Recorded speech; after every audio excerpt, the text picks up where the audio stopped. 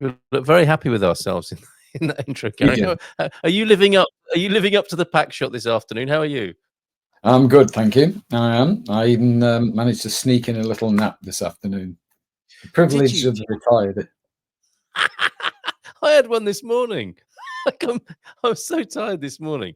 I Great. lay down on my. I'm in the shed, as you said. Well, it's Mm. my garage, and I've made it look like a shed sort of style studio. And I've got a sofa in here. I've got everything I need. Look, bottle of wine. That's the Good Morning Portugal bottle of Portuguese wine of the week.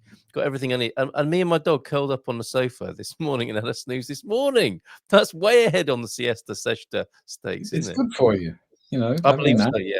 Yeah. Mm. Do you know there are times when you feel like you've got no choice, right, except to put your head down and Yeah, go and it's grab like the plug has been pulled and let it stay out. Mm. I it was set a blue myself an screen. 1 hour alarm.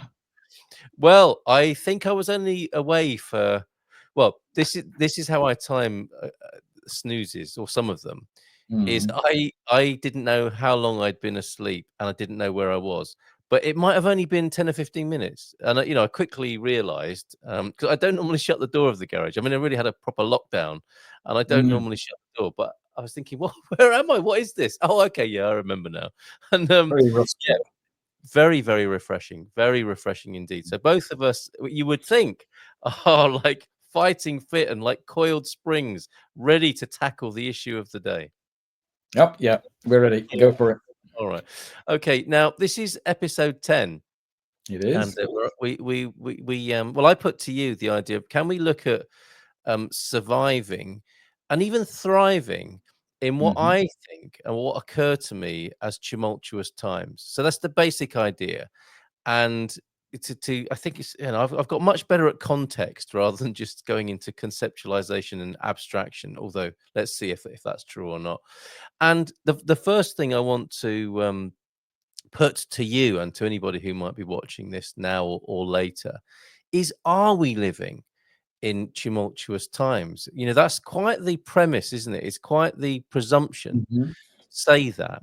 And that's the first part of the proceedings of the conversation that I'd like to discuss with you and anyone who might join us. Do you get the sense that these are tumultuous times, or is it like our snoozes? We're quite sort of privileged in a way to be able to put our heads down and not have our noses pushed against the grindstone all day long. Is this another factor of the lives and culture we live, and that's just our lens optic of where we are, and it might seem very different to other people? So, basic question: are these tumultuous times to you, Gary? Um, Second hand, yes. Okay, what do you mean by that? First hand, I'll straight off the bat, I'm living the life of Riley, as they say. Yeah. I'm retired. Um, I've sorted out many of the emotional and intellectual issues I lived most of my life with. Mm, Um, it's my 42nd wedding anniversary next week. congratulations. Um, I'm with the person I loved for that longer. Um, my daughter's sorted out. There's so many things. I don't have to worry about money at the moment, unless Mhm. there's a global crash and I can't get a pension. So I'm sitting from this position of a firm foundation. So my life is not tumultuous. Yeah. However, my observation of the world is that it is going through a rate of change that's Mhm. never been seen before on the planet. Okay. There have Yeah, been that's wars what I'm talking before, about. Yeah. but the rate of change that we're having to deal with, our primitive brains, Yeah. has never been seen before. And this is just the beginning of it. So, Right. in that way, yes, these are tumultuous times, and we probably have to find old ways of dealing with it, but also maybe some new ways that aren't obvious to us yet. Yes, that's very What do you interesting. feel? Yeah, I get a sense that we are living in the word that comes to mind is, the collective sense of the world is tumultuous and transformational, rapidly changing, upheavalous. And what's very interesting about what you just said is, we old ways of dealing with this new situation. Did I sort of Yeah. summarize that correctly? And also, what I think we might be experiencing is how some of the old ways, some of the things that have got us here aren't working anymore. They're not fit for purpose. We are, depending on which Hmm. theory, tumultuousness you might be looking at, and I'm Yeah. I'm one that captured my imagination when I first found out about it. The fourth turning, talks of these cycles of human history, and it maps beautifully with the generations as well, Gen X, Gen Z, and the millennials, and how all of these demographic groups, roughly speaking, because they are generalizations, Hmm. um, mark the passage of time and the changing of ideas and customs and cultures of certain people in certain times, and the ferment that that brings with it, and how all of those things are symptomatic, if you like, of the progress that we're facing and the changes we might be dealing with as well. Because I suppose today's change is tomorrow's history, isn't it? History is a different beast to what we're living as our actual lives. The fourth turning makes a lot of sense to me, and we don't have to go too deeply into that. But the fourth turning of all the four, there are, it's like we're in the final quarter of a particular way of looking at human behavior, and I think in Western civilization, if you like, Yeah. and post industrial revolution, this time of the Western lifestyle and culture, this is what happens. We face the breakdown of institutions that got us to that were once enjoyed and indeed Mm. made a golden age, if you like. If you think of the British National Health Service, certain education systems that peaked and delivered, they're not so, I don't know if relevant's not the right word, but they're not delivering in the same way that they used to. Yeah. So we're thrashing an old horse for a wrong race, if you like. Hmm. So I look back in history and I think if I had lived in East Anglia, that's the eastern part of the UK, in Yes. around 40 BC, and suddenly these Romans appeared. Yeah.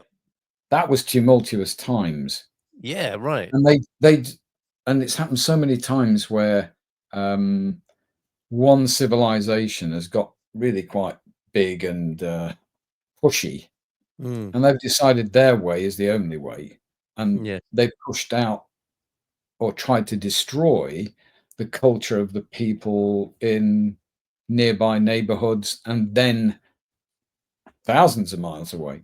The Yeah. Persians have done it, the Greeks have done it.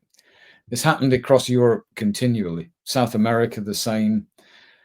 Perhaps less so North America until Europeans appeared. Yeah. It was the Portuguese, wasn't it? First? They No, did play a part the in this. Vikings first. Yes. Yeah. So that's one kind of tumultuous times, eras where it's war, and but it's periodic, Mhm. it's sporadic, and it's unpredictable until it begins. Yeah. What we're seeing, I think, now is a cultural change that yes, there will be wars because that's the human nature of many people, but the change is almost over and above that. Yeah. It's bigger than any individual nation. It's bigger than any individual despot. They will live, they will go. But there's something that I feel is changing, and we're not sure how to influence it yet. We know how Yeah. to push it. I'm thinking maybe AI, that kind of thing. We can push it and push it and push it, but we don't really know how it's going to affect humans. And I don't want to necessarily get on the AI treadmill, but it's an example of how we're doing things because we can do it, Mm. not necessarily because we should do it, or we do it in a particular direction. It's, hey, let's go and do it and see what the hell happens. Yeah, and we don't not all getting a say in that, are we? I mean, that's Mm, the really funny thing about AI, for example, and yeah, let's not disappear entirely down the AI rabbit hole. But it's like it's a given almost, isn't it? It's like there's no sort of conversation about, well, no. some of us don't really want to do this. So, you lot are on your own doing it. This is such a dominant idea, just as a lot of technology is. It's thrust upon Yeah. people. It's like you Yeah. you go to Google now, and it's not like would you like some AI results? It's just changed, didn't it? Overnight, Yeah. it was an Oh, AI result. That was it. You everything. didn't get any choice in the matter, did you? I mean, I quite, you know me, I'm an incredibly curious person. Yeah. When I started learning back in the Stone Age, and I 40 was at BC. university, there were no computers except big rooms, and I even started on punch cards, believe it or not. Wow. Yeah, that was how Mhm. I learned BASIC, and wrote programs on punch cards. When you went to the library and you had to go to the library, these halcyon days, Mm. to find a book, you went to the index cards, and there were I remember small it. I remember. drawers Yep. with lots and lots of little, usually hand typed or handwritten in Yeah. beautiful handwriting, Yep. exactly what the book was about, which shelf it was on, what its Dewey Decimal number was. Oh, yes. Yeah. You're So you talking went another along. language for some people here. So the exercise required to find the source of information before you could even decide, do you believe it or not, Yeah. was gargantuan. Mhm. Now, if you're looking to, as I was as a scientist, often I'd want to write what's called a review. So, what is the collective knowledge on this particularly focused piece of science? So that you could then decide, was there a question that's never been asked before? That's how science moves from one step to the next. Imagine having to search the whole literature by index cards. And then if you found a research paper that wasn't in your particular university's library, you would have to lodge an interlibrary loan. And then a physical piece of paper came back. Yeah. Beautiful. Yeah. And you'd want 400 or 500 of these before you could write a synthesis of the problem. Wow. Now, That's why with it, degrees lasted 3 years, right? yeah, that's why now I like the research capability of AI, Mhm. because it allows me, in theory, as long as it doesn't hallucinate and produce papers that don't exist, remember, That doesn't happen. um, no, of course not. It gives not only non-fiction writers and scientists, but also creative writers, the chance to harvest material and synthesize it like we've never been able to do before. Mm.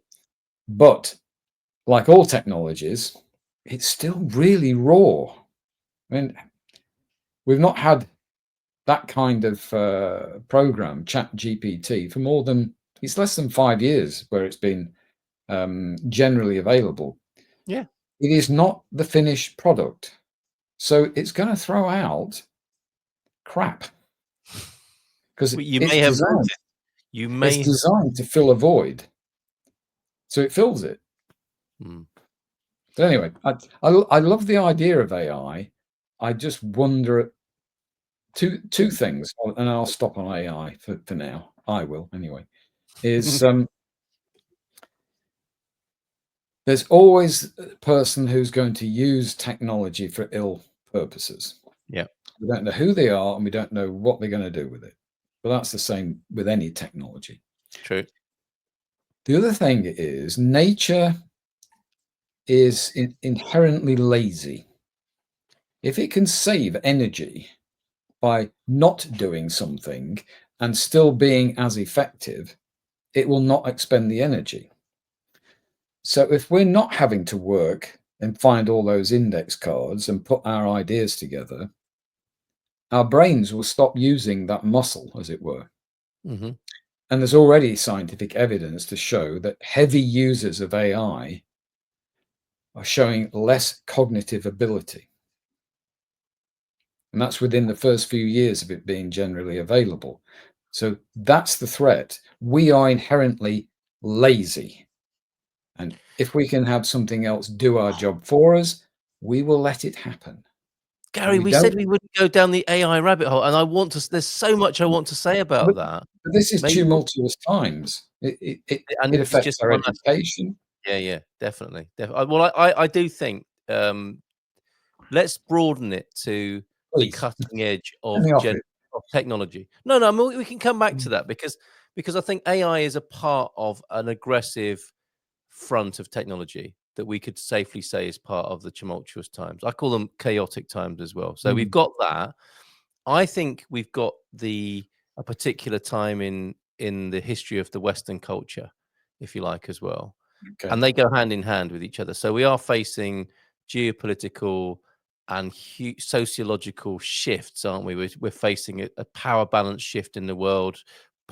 Europe and Western culture might be becoming a kind of historic museum piece of a thing as the new what we used to call developing countries. I don't know how long we're going to keep calling them that, Yeah. Other but countries. other countries are going to pick up where are going to pick up and run with the ideas that have gone before from the human collective and Mhm. the Anglo-American and European project will be very different and I think that's changing it in front of our eyes at the moment. So It that is. too is really exciting in one way, frightening in another. But tumultuous seems like a fairly good word to apply to that, and we might be it might do us well to be aware of that. But I Mm. guess we are coming to some sort of consensus here, aren't we? That these, or to put it another way, who would deny that these are tumultuous times? Apart from someone who does live in that way that you talked about, the equivalent of the person in East Anglia who didn't see the Roman army coming and was just going about their business. There must be people in this world of Oh, yeah. ours who are Well, untouched. they're the people that don't vote, for example, in my view. Right, right. They're the people who have allowed somebody to step in on a minority of population, and the UK government is a minority government to me, not in Oh, I see what terms you of mean. No. Yeah, I meant something not in slightly different. terms of seats, Yeah. in terms of the proportion of the total population who actually voted, they are a Oh, yeah. minority. And in Um, terms of representation, absolutely. They are minority views, aren't they, that have been ushered in as a consequence of a poor system.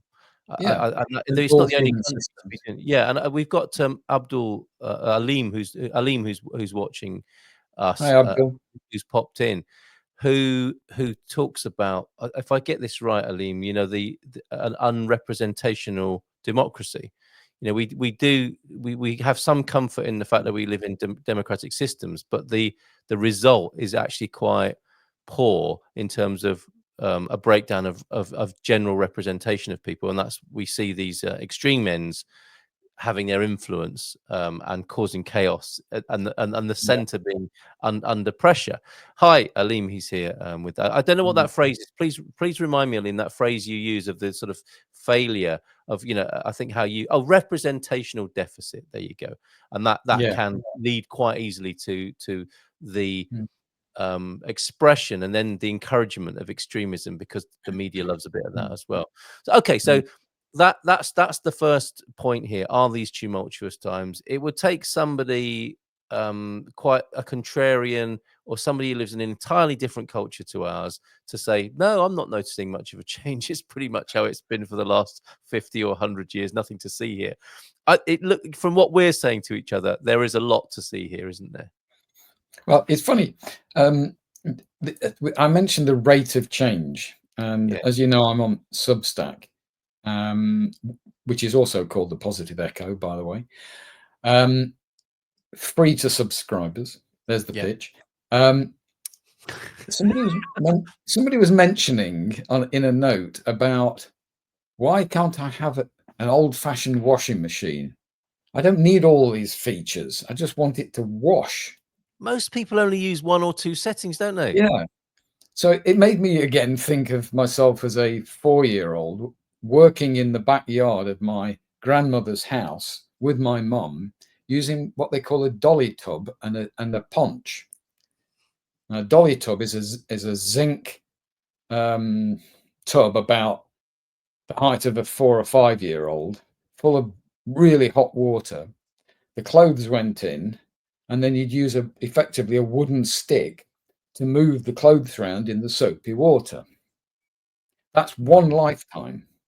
Yes. And Wow. now the washing machine is controlled by your mobile phone, where you could be across the other side of the globe.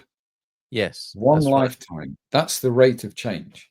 Yes. And I think, I know we're going to move on to discuss it later, but it's worth a little note now. Are we built for that rate of change? Are we biologically equipped for it?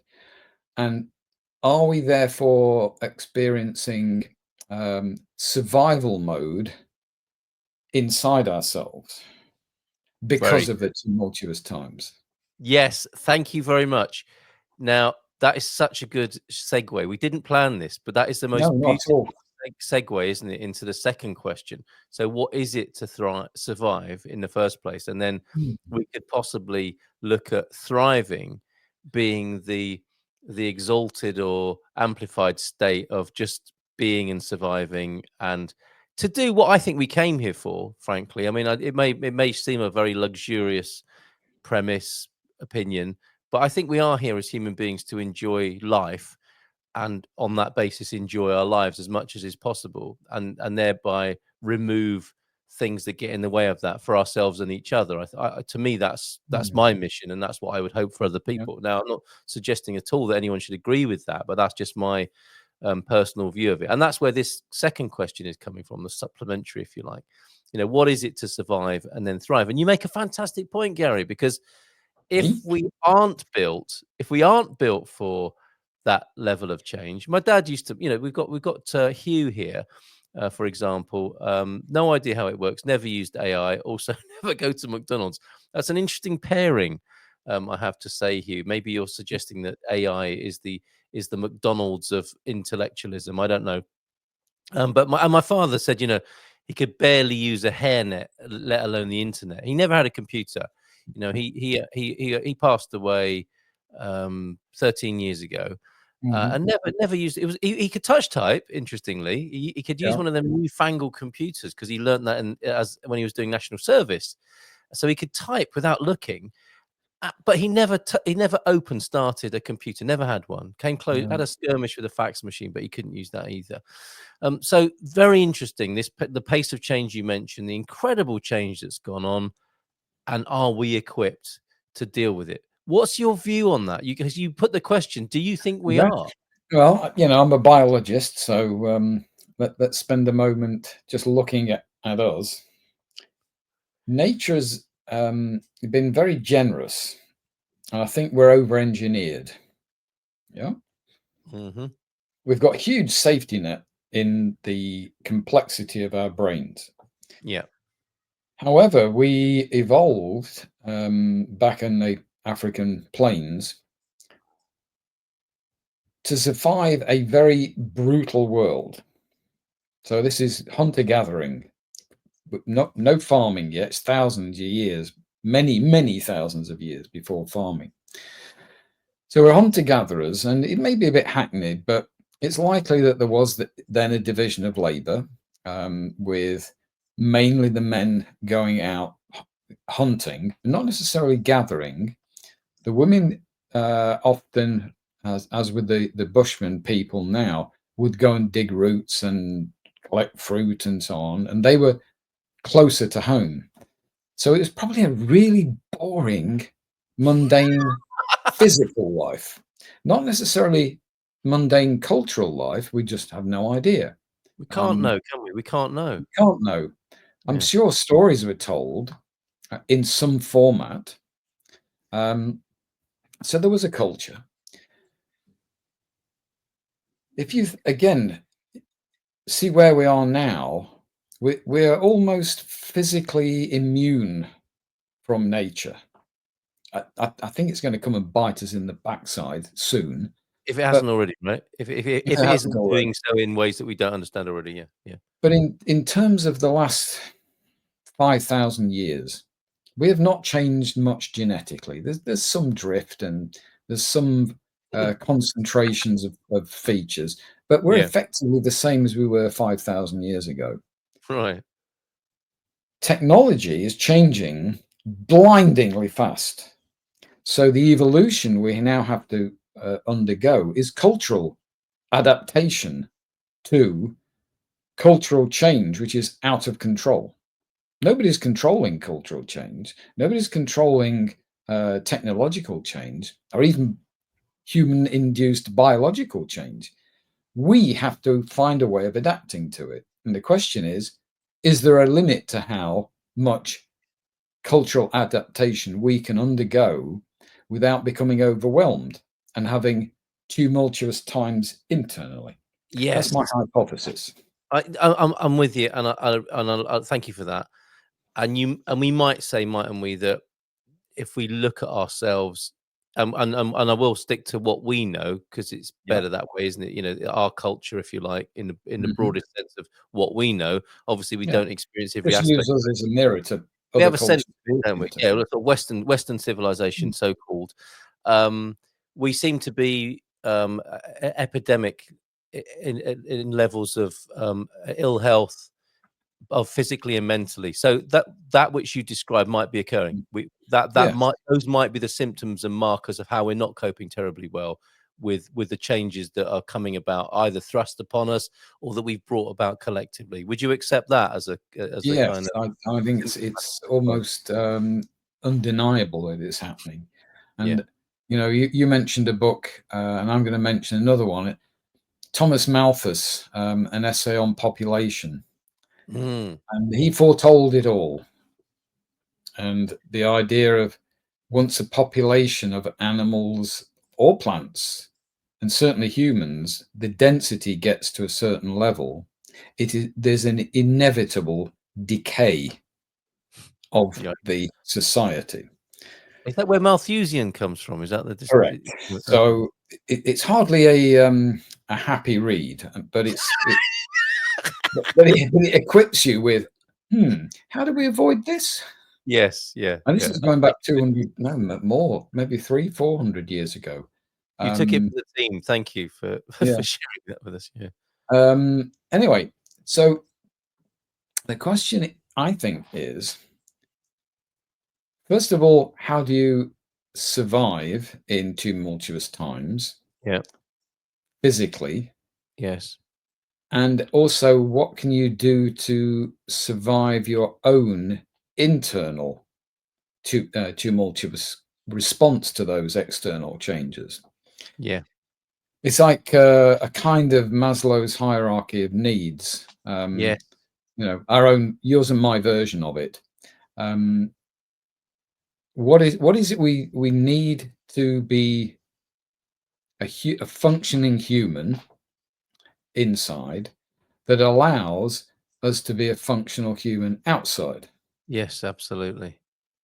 And I've said this many times. Um,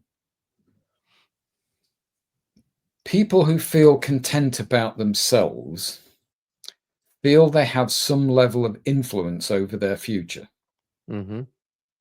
And once you have no sense that you can influence your future, that's when you become depressed. That's when you get the mental health, um, bad mental health behaviors. Right. So it's that, what can I influence? And then this isn't mine, but it's the idea of the two circles in our lives, the circle of concern and the circle of influence. And we're in this situation where I think there's a high proportion of people, possibly the majority, in these tumultuous times where their circle of concern is much bigger than their circle of influence to Yeah. change their concerns. Yeah, yeah. And Yeah. part of it is we just deluge with concern. Yes.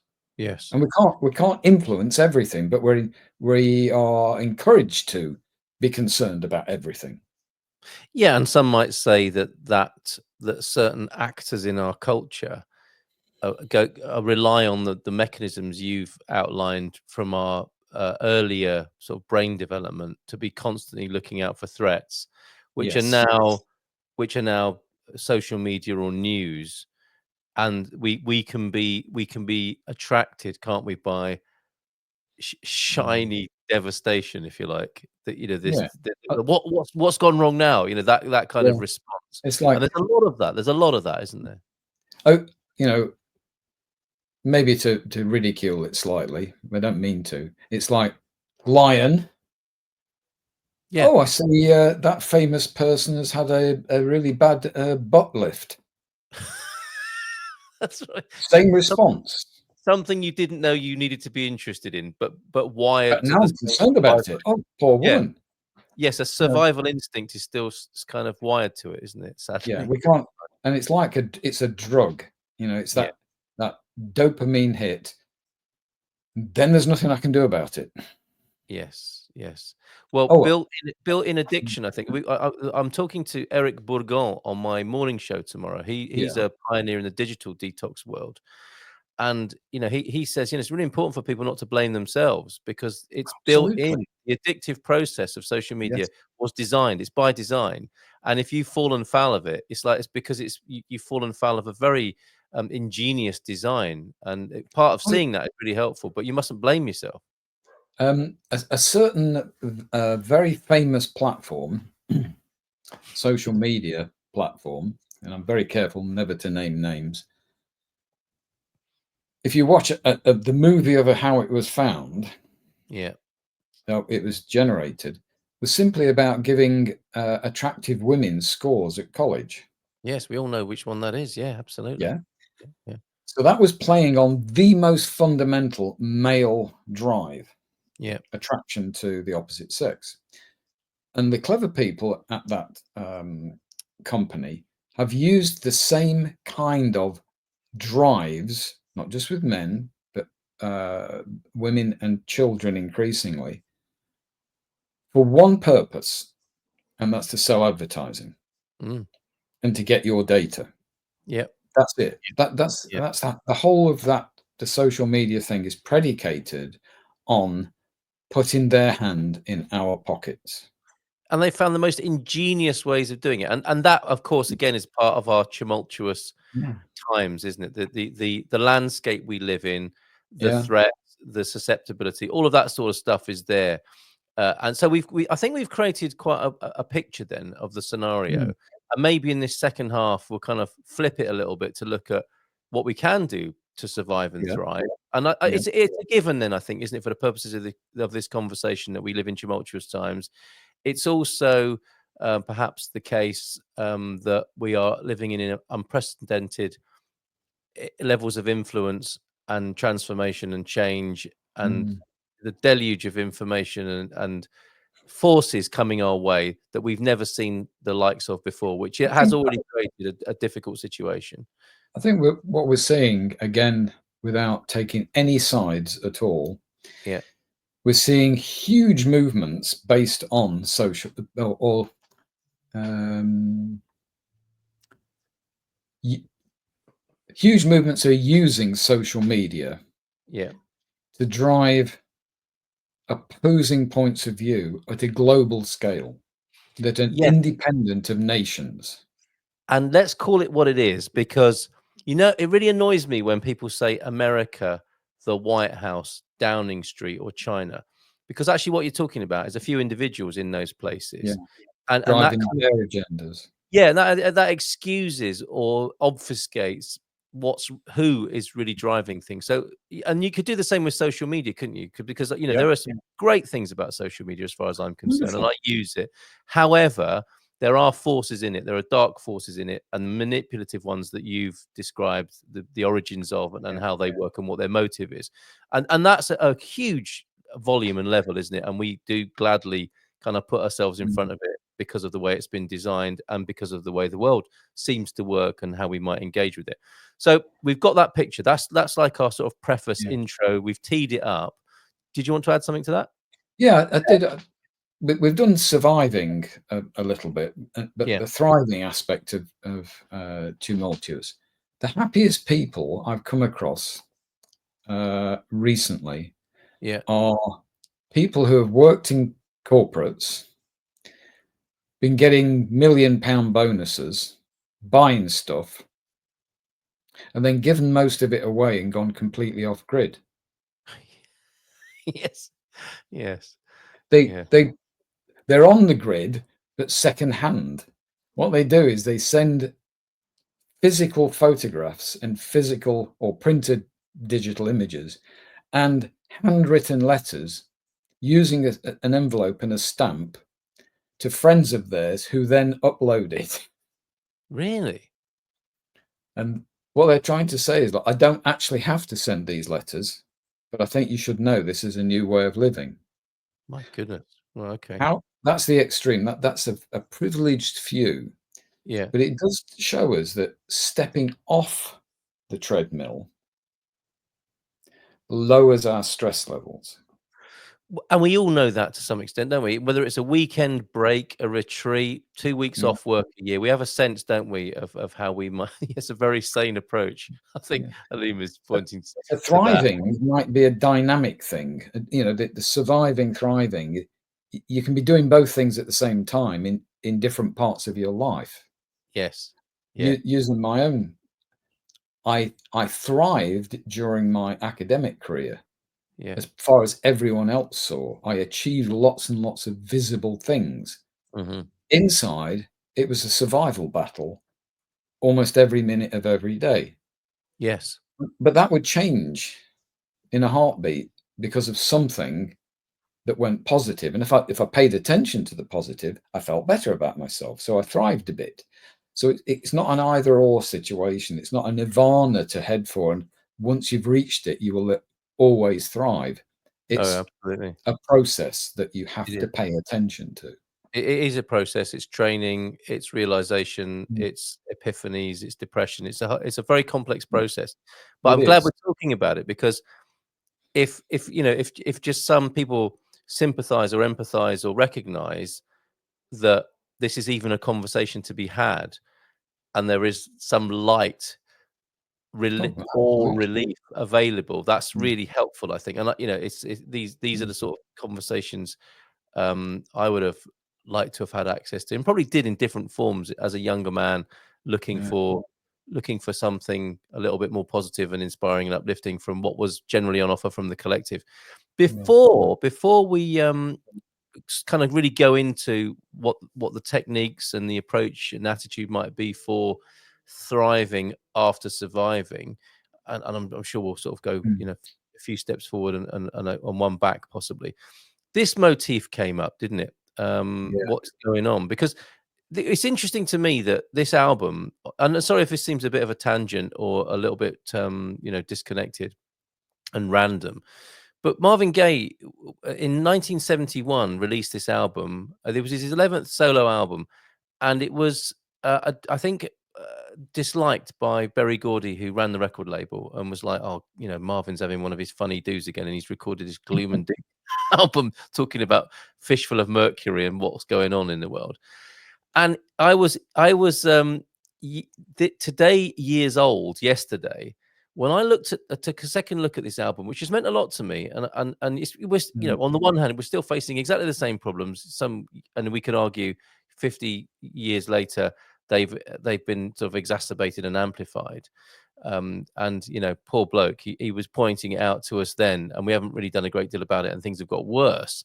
But what really struck me yesterday, and I hadn't noticed this for the last 50 years nearly, is it's not a question as it's entitled on the album there. There's no question mark. He was saying this is what's going on, not what's going on, right, as a yeah. question. Not, I think not that's I'm ignorant, will you educate me? yeah, It's I think yes, I pay think this bloody attention. yes, and I don't know if this was a grammatical error in the design department or that's what he meant to say when someone said, "Look, there should be a question mark on there," and Marvin Gaye said, "No, actually, this is what's going on." Suffice to say, it's still going on. It's got worse. Some might say a lot worse. For some people, it's got much, much worse. For some people, it might have improved a little bit. But the general trend, the direction of travel for humanity, using Marvin Gaye's moment there, when we were in just after the age of Aquarius, when we thought other tumultuous times might Mm, give way to a new age and new ways of being. Not a great deal has happened that's been incredibly positive within that kind of paradigm and way of thinking. So we're still looking at what's going on. We've outlined what's going on, which is this absolutely overwhelming scenario of things we can't possibly cope with, and some of our brothers and sisters are experiencing and showing that. What is it then, Gary, as somebody who has learned to survive and thrive, although not necessarily at the same time as you pointed out? Yeah. What are your suggestions as a more mature fella who, to the youngers who might be thinking, well, yeah, okay, well, tell me how to survive, and what do we have to do to thrive in this culture? Okay, so big subject, and I'll do my best. What I've realized is to first survive, internally or externally, it's about really sweating the small stuff. It's about acting locally in your Mm. neighborhood. Yeah. And your neighborhood can be global, but it's within a niche that you have some influence on. In fact, Vikas, who we interviewed last Oh yeah. time, Yes. he, Yes. he told me when I first met, well, I asked him, how is it you've grown this big business, global business? And he went, because I started and focused locally longer than I needed to. Yeah. So that's one thing, acting and thinking locally. And from that comes this idea of I'm at my best when I can influence things. Hmm. I'm at my best when I have influence over myself. How do I do that? I pay close attention to the seminar of my life. And that goes from one thought to the situation in Palestine. So I take in the whole seminar, and then I go, in reality, which of these things do I have any influence over? Hmm. What could that influence be?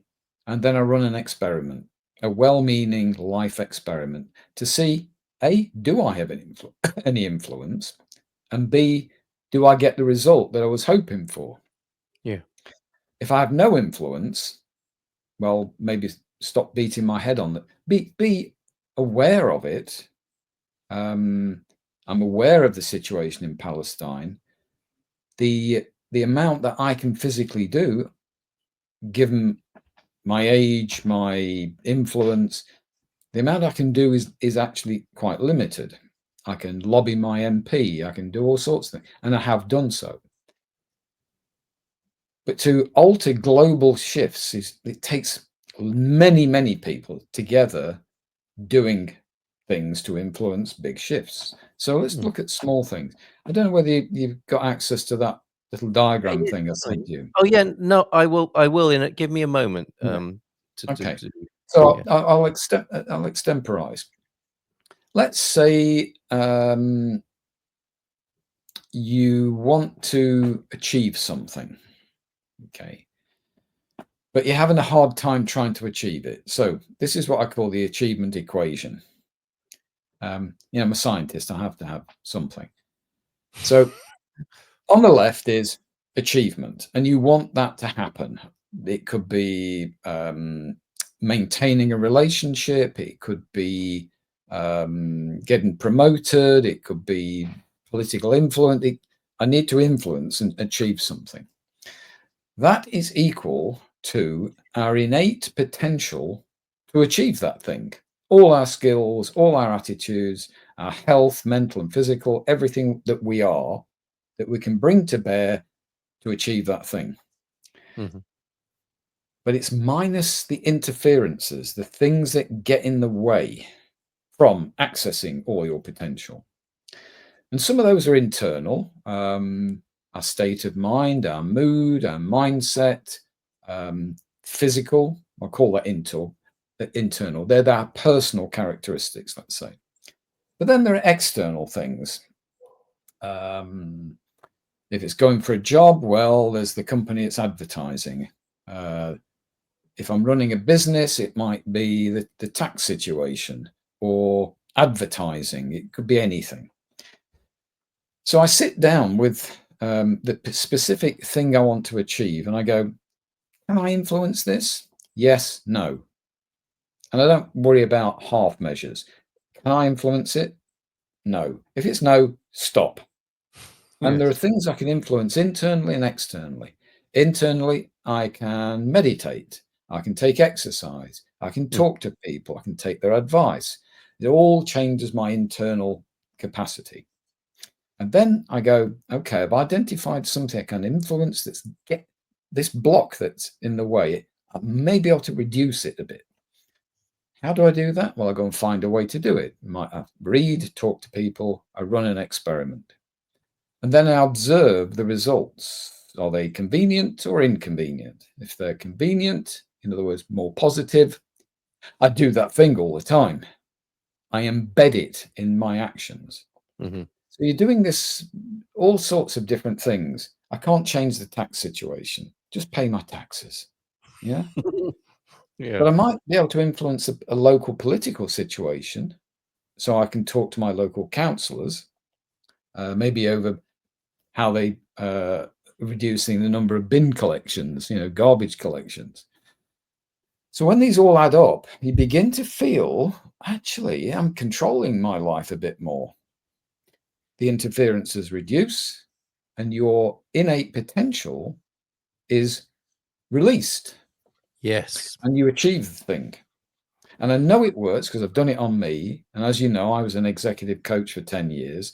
I used exactly this approach for people's personal lives as well as their businesses. Mm-hmm. They did all the hard work of identifying what they could and couldn't influence. They did all the hard work of running the experiments. I just acted as their champion. So you act as your own champion to start with if it's all about very personal things. Yeah. So that's it. That's how to identify the crap that gets in the way and how to shove it to one side. Very good. Thank you for that. And it is a scientific. This works for a particular mindset or mind type, doesn't it? It's a You can kind of either go whole hog into it yeah. and be very, very strategic and organized, or you can use it in a more haphazard way and go, I've noticed I've been a bit more distant from my loved one. Mm-hmm. Where's that coming from? Yeah. And you find one thing that you can change it. Okay, I'll pay Yeah. more bloody attention to the missus, you know. So it doesn't have to be scientific. It That's just that always good advice.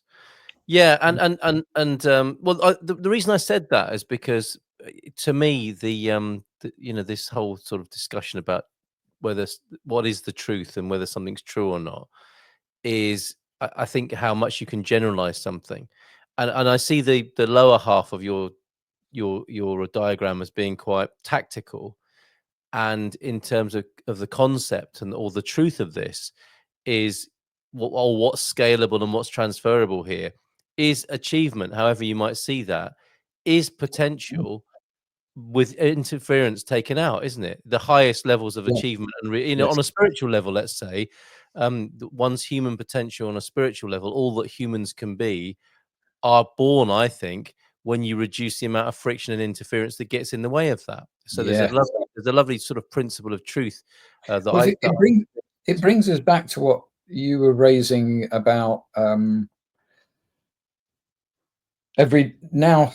everyday stresses yeah, adversely affecting our mental health.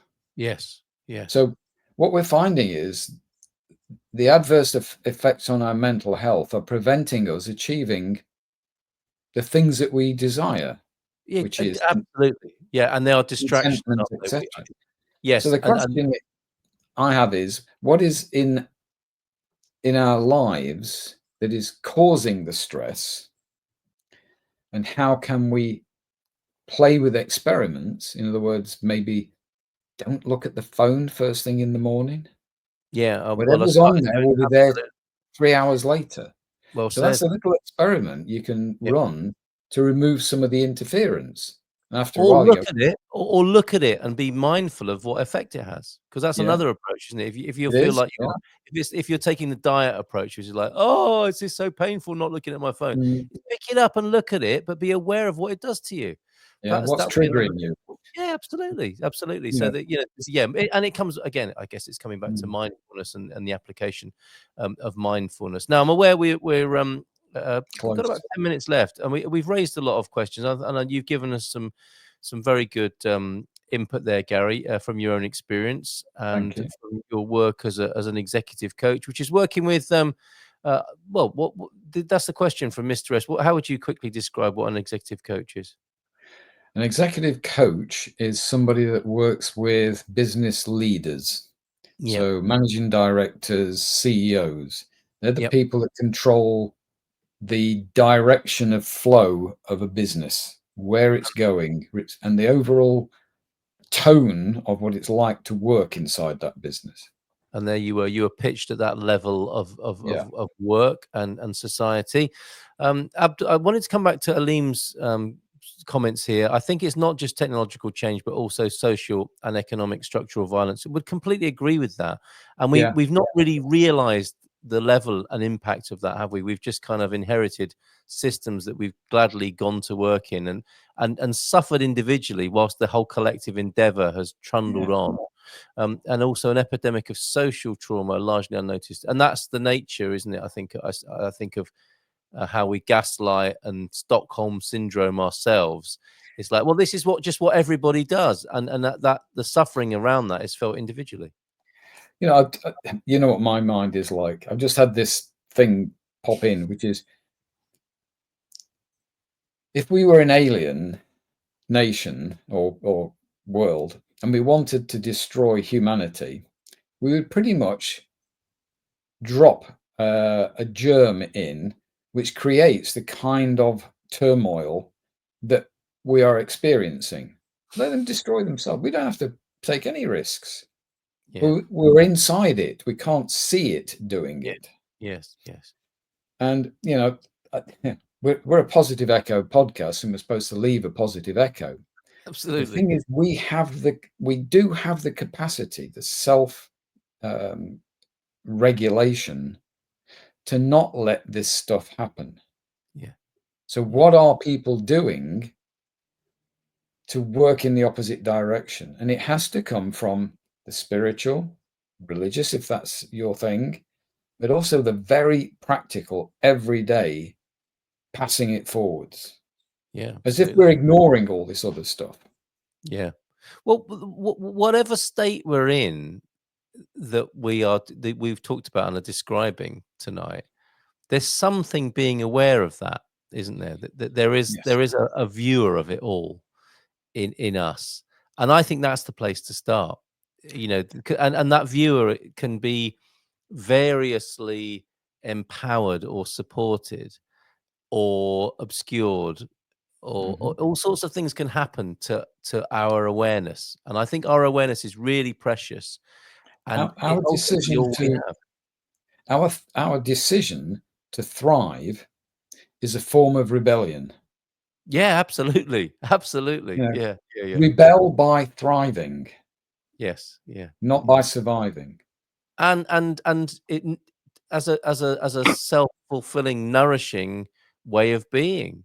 You get more, the more you thrive in a wholesome, fulfilling and nourishing way, I think the greater capacity you create to do that, and the greater an example and beacon of that sort of behavior you might be as well. And that's why we like the great Yeah, yeah. inspirational people, isn't it? It's because I think that's exactly what they've done as well. Yes.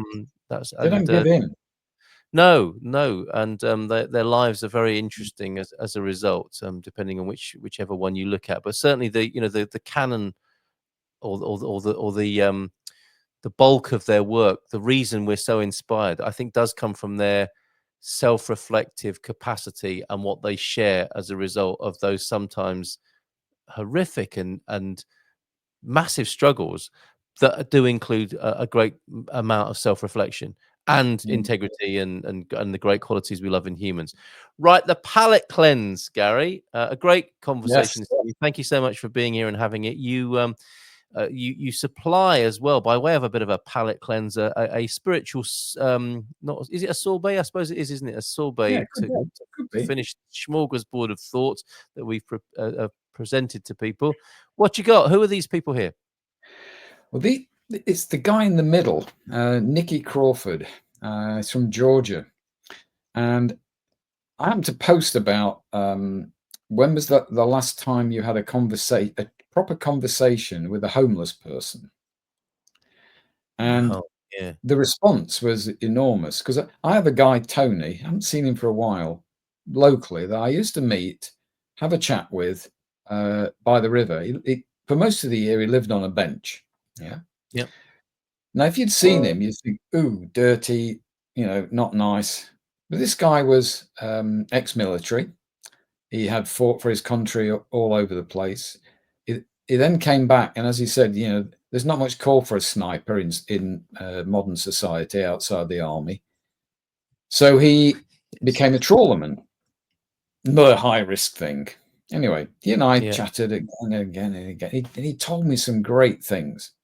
And I realized, and I told him this, and he couldn't quite work it out. I said, "You've given me the greatest gift I can think of." And he went, "What's that?" Conversation, education. Anyway, so I pay attention to things to do with the homeless. So here's this guy, and he started off by producing, I think it was out of an old Airstream, or some other kind of big vehicle. And on one side of the vehicle are showers, and on the other side of the vehicle are washing machines.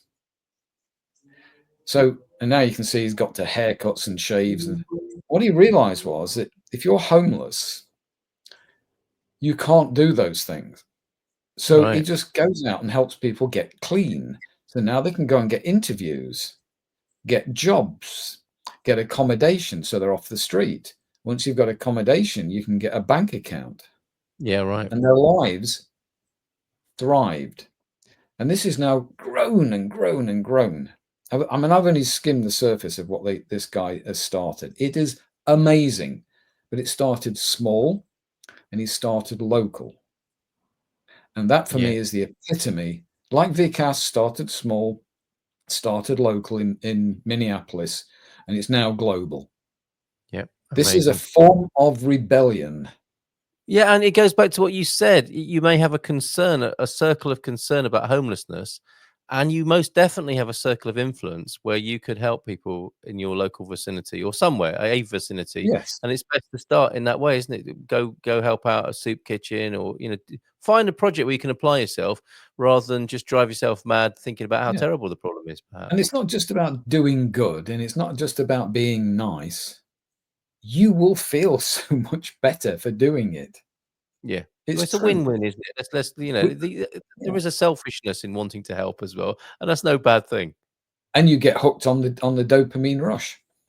That's right. You do. Absolutely. It feeds a different form of addiction. And it might be a bit more sustainable and helpful in society than using social media for that purpose. So, Fantastic, Nicky Gary. Crawford. Right, excellent stuff. That's flowingwithblessings.org if you want to find out more about that.